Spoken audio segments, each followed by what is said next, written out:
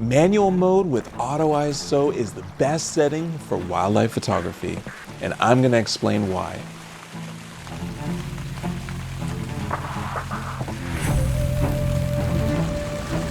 Well, it is wet out.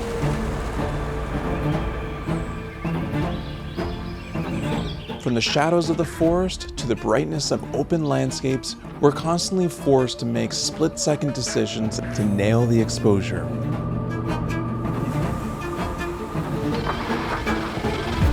Now, I'm not talking about landscape or astrophotography. For those shoots, you can dial in your settings and you can take your time. Things are coming together.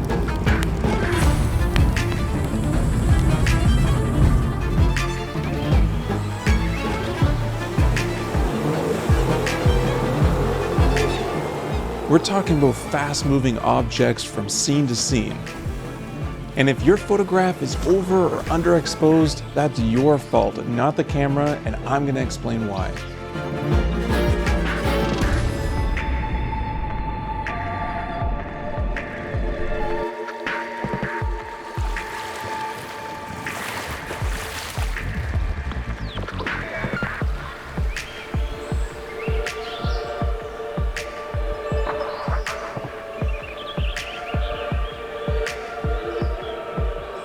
Now, before I get started, if you are new to this channel, my name is Shannon and I am a full-time photographer in beautiful British Columbia. Whether you're here to learn, be inspired, or simply enjoy some stunning visuals, you've come to the right place. Subscribe to my channel if you want to see more videos like this. Manual mode with auto ISO is the best setting for changing environments, sports, wildlife photography, and I'm going to stand by it. Or is full manual the best? On our cameras, we have a few auto settings where we can allow the camera to create a balanced exposure when we're out photographing. Now, there's a few auto settings that we can choose from. One is aperture priority, where you go ahead and you set your aperture and your camera allows for the shutter to float to fill in the missing gap to create a perfect exposure. The other one is shutter priority, where you prioritize the shutter and then your aperture floats to get a perfect exposure. And then there is program, P for program, where your camera will go ahead and choose the aperture and shutter to give you a perfect exposure. The last is manual mode with auto ISO, where you choose the shutter, the aperture, and your ISO floats to fill in the last piece of the triangle to give you an exposure that is perfect. Now, what is a perfect exposure? Well, our cameras are designed to take everything within your scene and balance it out to what is a gray tone, a mid-tone that has all the information in the middle of your histogram. You'll see those charts there that often people say expose for the middle. You don't want anything too far to the right, too far to the left, and this perfect exposure is 18% gray. So 18% gray is the averaging light of all the pixels within your image. So if you were to take a photograph where it is properly exposed, where we're exposing for the middle, and you average out all of the lighting, it would create 18% of light, or 18% gray when it's in black and white. So if we look at a grayscale where white is overexposed and way too bright, black is underexposed and really, really black, 18% gray is there in the middle. And that is what our cameras are based off of when they're trying to create a perfect exposure. So if I photographed a landscape of snow, it's gonna look gray. Snow is very bright, that's what we see. But when we capture it in our camera, it is properly exposing for the middle at 18% gray. And that's not what we want all the time. That is not an issue if we know how to control or override it. Now, when I was in school, we actually had cards that were kind of like this one's got a stain on it, that were 18% gray, and that we could meter this card and get a perfect exposure on whatever subject we're on. Okay, we're gonna use this right here. You could go to a camera store or you can go online and you can get one of these 18% gray cards. We would lay this on a surface that we were photographing to meter. Now, this has some reflection to it. So you can see as I turn it, it's a little darker here. So this is gonna be a darker exposure. And if I've got this light right here, it's gonna reflect more light off of this, brightening this exposure. So when we're metering our subject, like a coffee table, you wanna place this 18% card on the coffee table and meter that. The way the light's hitting it, reflecting off, is gonna be a perfect representation of your product that you're photographing, like a table. We do this for models. We'll have a card set up on them so you can meter off of this card. You would do it for a product shoot within a studio. Since there's so much white around a product, if you have it in a white environment to get that beautiful product shot, this 18% gray card would be placed where the light would be hitting it for you to meter. So this became very valuable in camera bags that you have with you to properly meter. Now, we've evolved quite a bit with our mirrorless cameras and the technology and how we can go ahead and see everything in real time. So before mirrorless, we would just have on the bottom of our screen a 0, and then we would have a plus to one side and a negative to the other side. Plus would be bringing up the exposure, and negative would be lowering the exposure. So if our meter line was right dead smack in the middle, that would tell us that our camera has metered the entire scene and has said that that was 18% gray. That is if you're in matrix or evaluative metering. If we take something like spot metering, that is where if the spot goes on something black here, it's obviously gonna say that this is really dark, the whole thing needs to brighten up.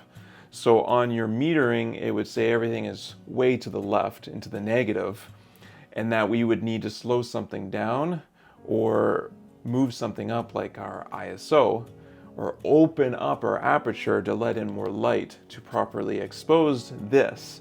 So oftentimes I'm not using spot metering unless I want to be very, very specific on what it is that I'm trying to properly expose. Let's talk about matrix mode or evaluative, where you're exposing the entire scene. You can have some bright sky and you can have some dark shadows, and all of it is going to get leveled out so that it is 18% gray. And this might make your photos quite dull looking.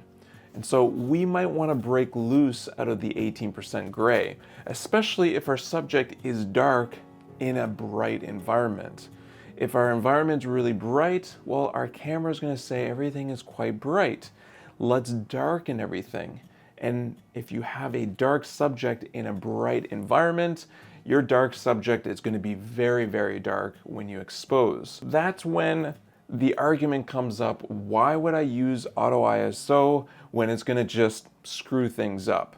Well, your camera does everything perfectly. It's how you control that is the issue. If you are shooting full manual mode, you are constantly having to adjust the ISO because you're in full control. And that is a lot of legwork doing that all the time.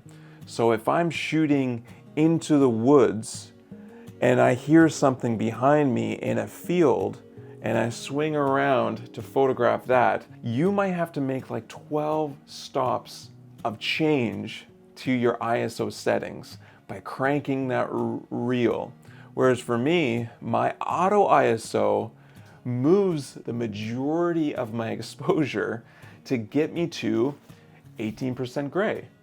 All I have to do is just one or two tweaks with exposure compensation if our subject is too dark or it's too bright against an environment that is either too bright or too dark. I have full control. I am using full manual mode in essence by overriding auto ISO. I'm just allowing the ISO to do a lot of the heavy work. Now, before we go further into auto ISO, I wanted to tell you about my workshops that I have coming up. I've got a grizzly bear workshop next month that there is still, I think, a spot available. And I've got eagle workshops next year in June and July. June one is completely full, and I think there's a spot left in July. So check that out at mattshannon.ca/workshops. I also have a free PDF that you can download on how to get tack sharp images. I'll put a link down in the description so you can check that out. And the last thing is all of my gear is laid out on my website. You can go to mattshannon.ca/gear to see all the gear that I have, and there's discount codes there as well. Okay, now I want to show you a sequence of photos that I captured. Here we got some eagles, and this one just caught a fish. And down here we can see in the metadata that my aperture is 4.5, 2500th of a second is my shutter. I am at 500 ISO, but my exposure compensation is 2/3 under, so that's the negative 0.67 of a stop underexposed, and that's because of the white head there, and even the splash is quite bright, and that's why I'm underexposing by using exposure compensation by 2/3 of a stop. Now, ISO is at 500 and we're in auto ISO, and as I'm photographing this bird flying up into the air, the ISO starts dropping. We're now down at ISO 400. And then as it goes up into the sky, we're dropping down again to 360. We're at 180 here up in the sky, down to 100. And we even get down to ISO 80. Again, the reason why I have this underexposed a little bit, let's say if I take this image and I right click, I can go open in camera raw. We can see this information here. Since I'm underexposed by 2/3 of a stop, it's not in the center like it would be for like 18% gray. It's underexposed a little bit, but it's this white head here that is the issue, and maybe even the fish.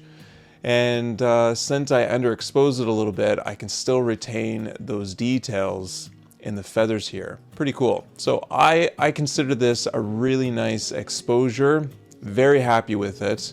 And the process all the way through, from catching the fish all the way to photographing it in the sky, was only done because of auto ISO. It did the heavy lifting here. And what's really important to understand is that ISO is just brightening and darkening the image. It doesn't change my creative control. Like, I could create motion blur with these wings flapping by slowing down my shutter, knowing full well that auto ISO is going to fill in that missing piece to bring it to that 18% gray, that normal exposure. And I can control the aperture by closing it down to bring in, I don't know, more of the trees in the background. I would have creative control, but I don't have to worry about the exposure as much. And then of course that exposure compensation would come in. Now here's a situation where I'm on a boat and I'm photographing at an island where it's woods, it's dark, and I'm photographing an eagle. My camera will get me to 18% gray, and I might want to override that by 1 or 2 stops to brighten the scene.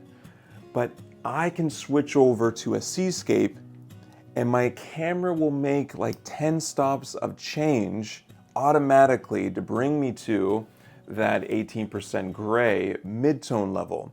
And then I can tweak it by overriding it by 1 or 2 stops. Now, if you like analogies, auto ISO is like cruise control. You have it set to a certain speed on the highway, and if you have a hill, well, the cruise control will automatically accelerate and push you up the hill, or let off the throttle when you're going down a hill. Now we can override our cruise control by hitting the throttle and picking up speed, passing vehicles if you want to. That's kind of like auto ISO. We are still in control. The vehicle's not doing anything that we didn't allow it to do. We have it set to that speed limit. So if you like an analogy, that one's a pretty good one. Now, there is a very important thing to remember when you have auto ISO turned on in bright scenarios. and that is room enough for your ISO to flow downward without bottoming out. If it's really bright out in a seascape, landscape, and you're photographing wildlife, and you notice that your ISO is around 100 or 200, well, what happens if you go into an even brighter scenario?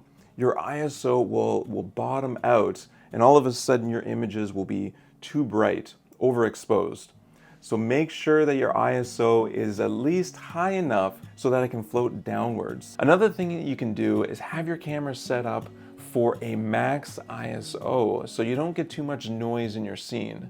So when you go into your settings, you can go to your max ISO settings, and then you can make adjustments in the field once you see things getting too dark. Another setting you may want to turn on is highlights or blinkies, so that when you take your photo and you review it on the back of your camera, whatever is overexposed will be flashing or blinking on your camera's LCD screen. For Nikon users, go to your playback display options and check that highlights box. And then in video mode, you can turn on zebras so that when you're filming and you're overexposed, those zebras will come into your scene, letting you know that you're overexposed in those areas. Now, we don't always want manual mode with auto ISO. Like if I'm in the woods photographing an owl and there's branches, I want the scene to be nicely lit. But if I get any of the sky in behind, it might start moving my auto ISO in ways that I don't want it to. Now, if there's limited light, like during sunset, where my subject just has a little bit of light on it, like this owl photo, well, this might be a great time to turn off my auto ISO, or I could even use spot metering to meter that little section of light that is on the owl. So it's not the end-all be-all of modes that you would want to use. It is a powerful setting in your camera to do heavy lifting for you to get the shot that you need to, especially when we're going from a sitting bird to something that's moving in action, or from the woods to an open landscape. These extreme scenes allows me to just take photos with ease without having to scramble all of my settings to get a perfect exposure. I can worry about my creative look by controlling shutter and aperture, knowing that auto ISO is just trailing behind to balance out my image. And then again, we can tweak it a little bit. So I hope this was helpful. If you shoot auto ISO or you shoot manual, let us know down in the comments. I'm sure everyone is interested to know who shoots what. And if you aren't subscribed, think about subscribing. Thank you so much for watching, and I will see you on the next episode. Ciao.